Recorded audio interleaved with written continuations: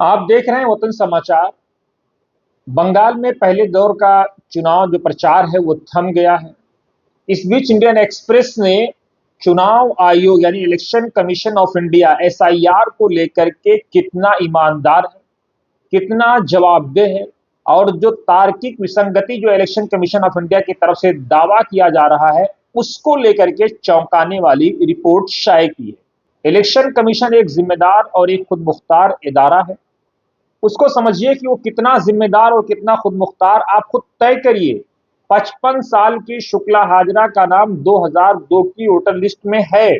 उनके पास 2028 तक का वैलिड पासपोर्ट भी है। इंडियन एक्सप्रेस ने इस बात का दावा किया है, लेकिन उसके बावजूद स्पेशल इंटेंसिव रिवीजन के नाम पर जो हुआ है उसमें उनका नाम नहीं है पश्चिम बंगाल में।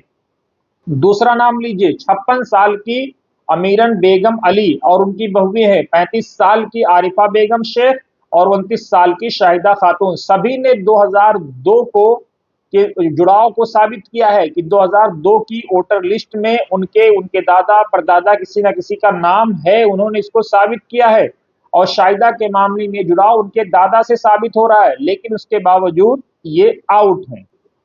39 साल की सुवर्णा मंडल ने 2002 की वो वोटर लिस्ट जमा की जिसमें उनके माता पिता दादा दादी सबके नाम थे।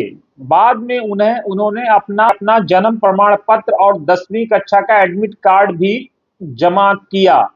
इसके बावजूद एक्सप्रेस ने जो चौंकाने वाली रिपोर्ट शाये की है कि इसके बावजूद शुक्ला, अमीरन, आरिफा, शाहिदा और सुवर्णा के नाम पश्चिम बंगाल की वोटर लिस्ट से हटा दिए गए हैं।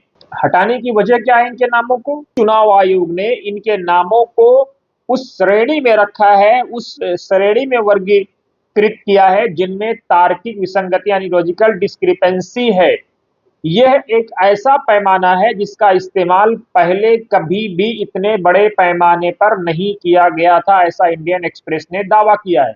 ऐसे ना जाने कितने लोगों का दावा है।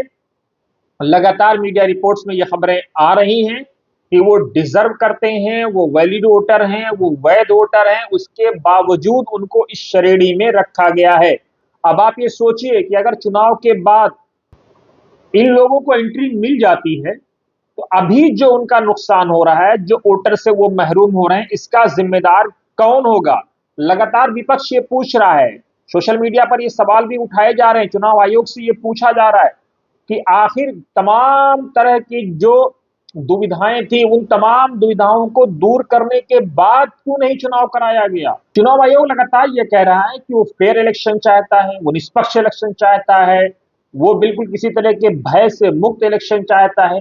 लेकिन सवाल यह है कि जो 2002 की वोटर लिस्ट में थे या जिनके दादा दादी नाना नानी अब्बा अम्मा कोई भी 2002 की वोटर लिस्ट में था और उसको साबित कर रहे हैं, उसके बावजूद अगर वोट देने का उनको मौका नहीं मिलता है तो इसका जिम्मेदार कौन होगा?